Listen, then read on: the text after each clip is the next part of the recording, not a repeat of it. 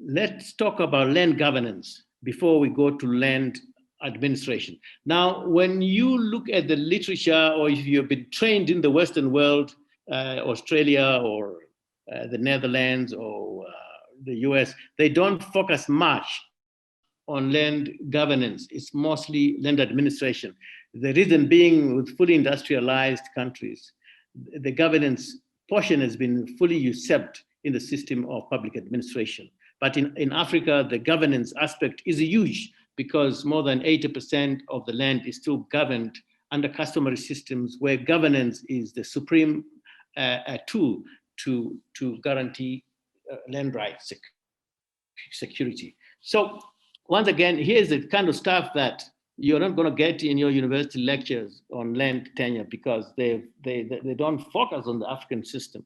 So when we look at land governance, there's three aspects here. First is the policy and legislative institutions. Who makes policy? Who makes the laws? And the second aspect is the executive administrative function. Who performs that administration, whether it's public administration or it's community administration. And at the national level and provincial level, this usually means this is the arm that also defines a land administration policy in terms of how information is captured and used in governing land. Then the judicial function, which in most African countries is the most dubious because there is a lack of full appreciation how the judicial function is played out in the customary system and in the Western style system of justice. So once again, I'll simply say these land governance functions of policy, legislature, executive, and judicial function operate at three main levels: at the national level, at what you might call the state or provincial level, and then at local authority level where it cascades into districts and wards and villages and so on. The biggest challenge we have in Africa today is that there's a lot of conflict of interest in the way these functions are carried out. Because quite often, you don't have to go very far, even at provincial level, at district level, the same people who make policy and law then also have executive function. And in some instances, also if there's disputes, they also play the judicial function. So that conflict of interest is huge. And there's crept into the traditional system as well, which used to be able to differentiate these functions quite clearly in the traditional system because there used to be, different court systems, even if they were presided by the same traditional leader, but the court it is configured either as a policy dialogue forum or as an executive function or judicial functions to mete out justice. Today, we have serious problems at all these levels. Part of the problem, maybe a huge part of it, is caused by the fact that there's very limited devolution of these functions from national to community level. So what you have is the need to devolve maybe 4, 5, 6 major functions, of which the legislative function and the policy function needs to be hugely devolved so that provincial, district, village level, you have a seamless cascading and interpretation of the national laws into local ordinances and bylaws and so on, all the way to village.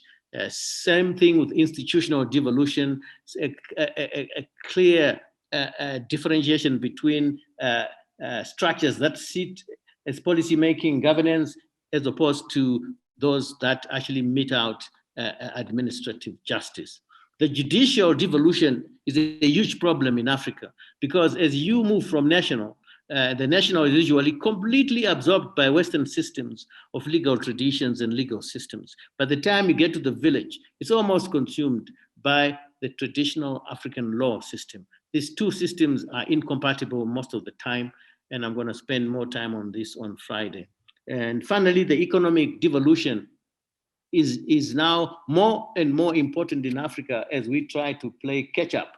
Now, the economic devolution is huge because when countries and governments lead the process of national economic planning, it's usually you have a 10, 20-year vision. Like in my own country, we have a vision 2030. Then it is broken down into 5-year medium-term plans. Now, these processes are pretty expensive and involved. So what tends to happen is there is no real devolution, cascading of the economic planning process. So ideally, and if I give my own country, Zimbabwe, as an example, what you need to see is that you just can't have the Ministry of Finance and Economic Planning do a 5-year plan by getting contributions from all the different ministries, which is fine.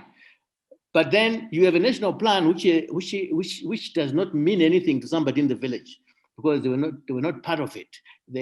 You need a law, you need laws, systems, and procedures that require two-way traffic, starting with requiring the village development committees to come up with their own interpretation of how they contribute to the Vision 2030, what they expect to be doing in the next 5 years in their medium-term plan.